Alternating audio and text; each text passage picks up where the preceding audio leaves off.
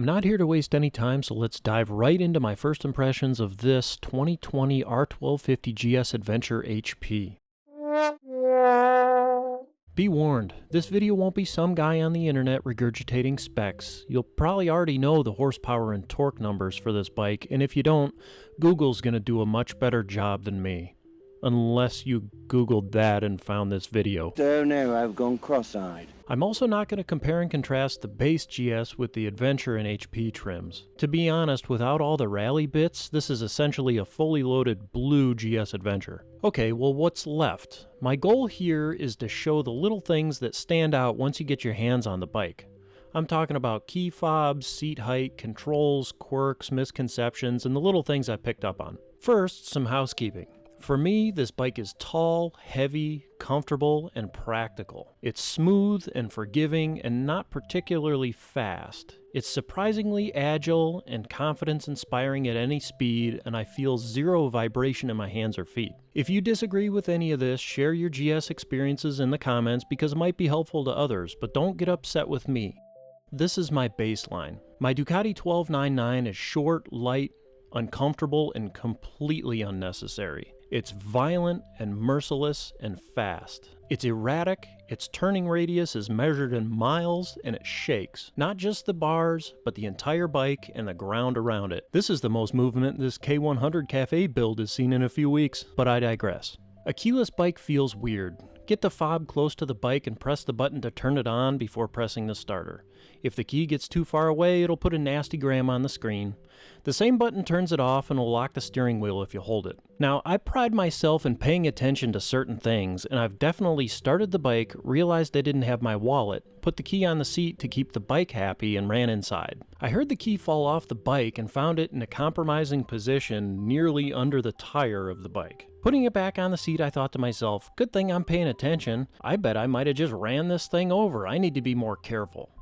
I grabbed my wallet, swung my leg over the bike, and rode into town. I parked and walked away from the bike, habitually slapping my pockets for my wallet, keys, and phone, and my blood ran cold as I realized there was no key in my pocket. I turned around in horror, and there was my key fob still sitting on the seat. The key fob technically has 3 buttons. The BMW logo turns the DWA anti-theft system on and off, while the little arrow button will silence any alarm without canceling the active anti-theft state. Of course, these need to be equipped. The third button is a switchblade key that you only use for unlocking the GPS and aluminum cases if you have them, as well as removing the seats. Turn the key towards whichever seat you're unlocking. While we're under here, there's a high-low adjustment for the front seat, as well as the riding mode coating plug and standard toolkit. The handle of the screwdriver fits the oil filler cap, and you can use the shank to create a little breaker bar with a longer radius. This key also opens the fuel filler cap. Get ready for controversy. There are officially 2 ways to open the fuel filler cap. The first way, after shutting off the bike, you have a window of 2 minutes to lift up on the fuel filler tab.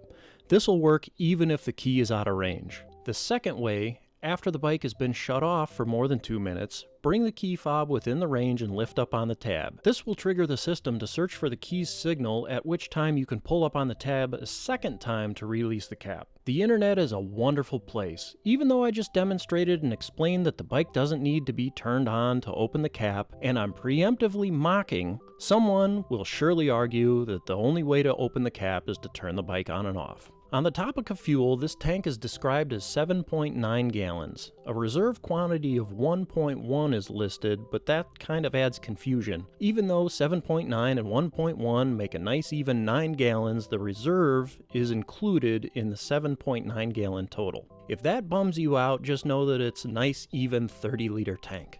Moving up the tank, there's a little storage compartment here. It's really small, it doesn't lock, and it's just big enough to fit my insurance. I can't think of any practical use for this, and maybe the GS community can tell me in the comments what they use it for. The windshield moves up and down a little, but not enough to make a difference for me. I'm 6'2", and it feels like the windscreen blocks airflow to my body, but leaves it all for my head. The quick shifter up and down is fine. It's slightly less polished than the one on my Panigale, but don't let that overshadow the fact that quick shifters are the greatest feature added to bikes since ABS. Open the throttle and shift up with a purpose, or close the throttle and downshift. Let's take a quick look at the hand controls. In the back, there's a high beam that you can flash with a trigger or flick outward to remain on. Take notes, Ducati. Ducati because this is not the most natural direction to push a trigger. Here's the cruise control, which won't work in enduro riding modes or outside of the 19 to 130 mile per hour range. It follows the standard cruise control behavior. Move the switch to the side and bump the paddle forward to store your speed. Once set, you can increase and decrease your speed, tapping either brake or clutch to cancel. As you may have guessed, you can also resume your last canceled speed. The top half of this button cycles between the 4 possible on and off combinations of ABS and traction control. The bottom half controls the dynamic suspension. Riding modes can be selected over here, but we should do a more in-depth video of what they are and what they do.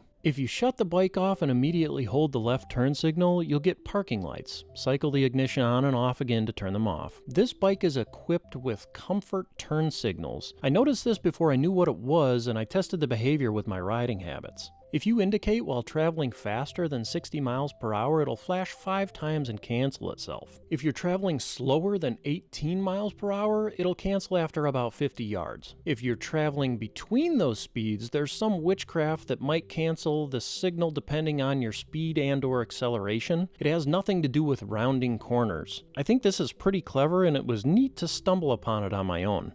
Something else that surprised me was this bike's overall memory. Not only will it remember everything you think it should, but it'll remember if you had your heated grips on last time you rode the bike. This is probably a good place to stop. The bike has been great so far, and I hope to put many miles on the odometer. If you haven't ridden one, be careful because you're gonna want to buy it. I don't know if I'm still in the honeymoon period, but if I had to choose between these two bikes, the GS would win hands down. It's really phenomenal in every way. Like I said before, I'll make another video detailing the riding modes and what they do, and I plan to make a video running through everything on the TFT display. Feel free to request videos down in the comments and let me know if you have any questions. If this is the first video of mine that you've seen, feel free to check out the other videos on the channel and consider subscribing.